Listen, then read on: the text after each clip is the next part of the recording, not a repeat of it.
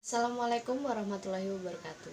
Perkenalkan, saya Alia Demara Asila, mahasiswi Universitas Mercubuana Yogyakarta, jurusan Psikologi. Pada kali ini, saya berkesempatan untuk berbincang mengenai karir bersama dengan Mbak Firna. Mbak Firna ini bekerja sebagai PNS di Direktorat Jenderal Pajak, wilayah kerja KPP Pratama Tasikmalaya. Apa saja yang saya bicarakan dengan Mbak Firna mengenai karirnya? Langsung saja ke videonya.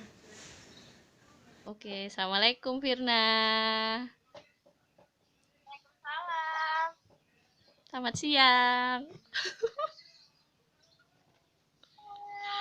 Gimana kabarnya? Alhamdulillah baik. Alhamdulillah. Coba perkenalan dulu. Namanya siapa? Terus karirnya ini pekerjaannya apa? Oke, jadi nama saya Marlin Syahri Firnadika, dipanggilnya Firna. Hmm, Nah, untuk pekerjaannya sekarang PNS di Direktorat Jenderal Pajak. Oke. Untuk wilayah kerjanya ada di KPP Pratama Tasikmalaya. Wah, luar biasa. Nah, teman-teman, kali ini saya berkesempatan untuk sedikit ngobrol sama Mbak Firna. Eh, Mbak Firna, sebelumnya terima kasih ya udah mau menyempatkan waktu sedikit waktunya. Tadi kan cukup sibuk dari kemarin ya.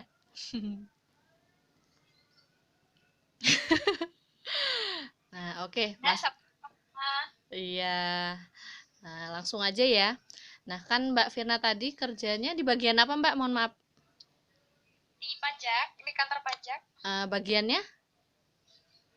ada di pelayanan, di Oh, front office.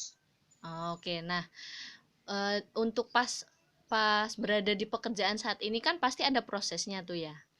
Nah, itu bagaimana sih? Gimana strategi mengawali karirnya?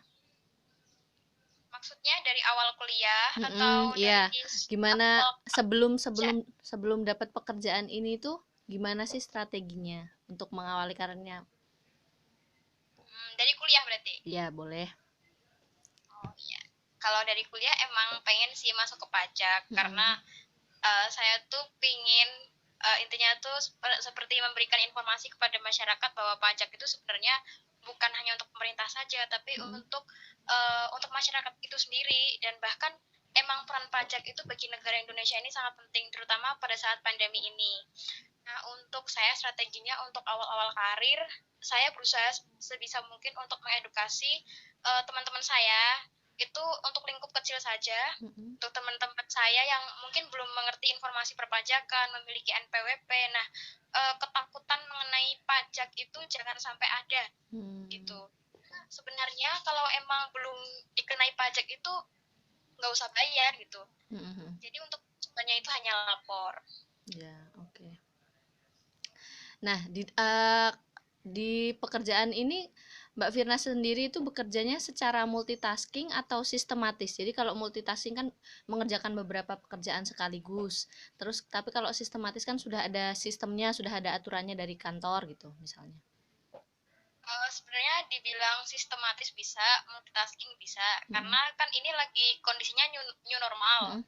Jadi untuk kantor pajak Tasikmalaya itu, jadi sistemnya itu 2 minggu pegawai masuk, lalu gantian dengan pegawai yang lain gitu. Jadi nggak Mm. semuanya masuk. Nah, jadi untuk sistemnya itu untuk pekerjaan yang dikerjakan oleh pegawai yang WFH atau work from home Mm-mm. itu digantikan oleh pegawai yang work from office. Nah, begitupun sebaliknya. Oh, Sebenarnya gitu. sudah ada SOP-nya, Mm-mm. tapi sebenarnya juga melihat keadaan sekarang ini, jadi untuk beberapa pegawai yang sebenarnya bukan job desk-nya juga bisa mengerjakan pekerjaan temannya yang sedang Wah, WFH. oke. Eh, Selama ada di pekerjaan ini proses pembelajaran apa saja sih yang dilakukan? Pembelajaran dari instansinya apa bagaimana? Jadi proses pembelajaran yang Mbak dapat di pekerjaan itu kayak gimana gitu? Jadi emang kalau peraturan perpajakan itu kan emang peraturannya berubah-ubah dan Mm-mm. itu mesti kayak ngelihat kondisi ekonomi kita saat ini. Terutama buat yang pandemi ini itu gimana caranya biar UMKM tetap jalan Mm-mm. dan untuk pajak itu tidak membebani mereka gitu. Karena kita juga harus ngelihat kondisi kemampuan masyarakat jadi tidak seperti pemalak yang semata-mata itu yang penting dapat duit aja gitu. tapi Hmm. enggak. Ini juga kita juga lihat kesejahteraan dari masyarakat. Kalau tahu ada juga informasi yang mengenai insentif pajak, nah itu juga ada peraturannya tersendiri. Oke. Terus dalam pekerjaan ini kan pasti ada pengembangan diri juga kan ya. Nah, strategi mengembangkan diri Mbak Firna ini gimana? Prosesnya gimana? Strateginya gimana? Jadi sebenarnya kalau di kantor kami itu ada semacam e-learning. E-learning untuk pegawai itu dijatah harus e-learning, ada sistemnya sendiri, namanya itu semantik sama BPPK. BPPK itu untuk bidang pelatihan atau diklatnya yang ada di Kementerian Keuangan. Nah, itu semua pegawai itu biasanya dijatah. Misalnya kemarin saya habis melaksanakan e-learning pengelolaan keuangan negara, kayak semacam bagaimana nyusun APBN. Nah, kita juga walaupun notabene-nya orang pajak yang bukan kerja di KPPN juga harus mengerti bagaimana rancangan APBN itu dibuat. Berarti bisa menambah ilmu juga ya dari situ ya. Betul sekali. Iya, terus, nah pasti kan kalau misalnya dalam pekerjaan kan pasti nggak mungkin ya yang namanya kalau misalnya nggak mengalami konflik lah, ya kan? Nah, seberapa sering sih Mbak Firna itu menghadapi konflik di dalam pekerjaannya sendiri? Terus bagaimana strateginya mengatasi konflik tersebut? Konflik internal atau eksternal? Semuanya boleh. Oh iya. Kalau konflik internal mungkin bingung job desk ya. Mungkin kayak job desk saya tuh apa gitu. Mungkin karena efek WFH dan WFO ini yang bergantian, jadi kadang tuh bingung seperti untuk wajib pajak yang ini udah diurus belum sama pegawai yang sebelumnya gitu. Nah, kita nggak tahu kadang. Nah, mungkin kayak gitu. Nah, untuk solusinya bisa komunikasi. Jadi kita harus juga menjalin komunikasi internal dengan baik. Jadi tidak semata-mata bekerja itu individu secara individu, tapi organisasi itu penting yang utama. Dan untuk kalau eksternal, biasanya itu pemahaman wajib pajak itu sangat kurang mengenai perpajakan. Jadi mereka itu seolah-olah takut banget kalau dipalak pajak, padahal juga enggak gitu juga. Oh gitu ya. Nah terus selama Mbak Firna ini bekerja, manfaat apa aja sih yang sudah diperoleh dari pekerjaan ini? Manfaatnya terutama karena saya berhubungan langsung juga dengan orang luar atau wajib pajak, jadi saya juga harus bisa menempatkan diri ketika wajib pajak itu marah, kesel, atau mungkin dia juga butuh respon yang cepat. Dan saya kan juga megang WhatsApp kantor yang sewaktu-waktu harus dibales cepat. Nah, itu juga kita juga harus selain modal skill ilmu yang baik, juga harus gaya bicara, gaya etika berkomunikasi dengan orang lain itu juga sangat perlu, karena apabila wajib pajak marah, kita nggak boleh juga marahin balik karena kesalahan dia itu juga nggak boleh. Okay.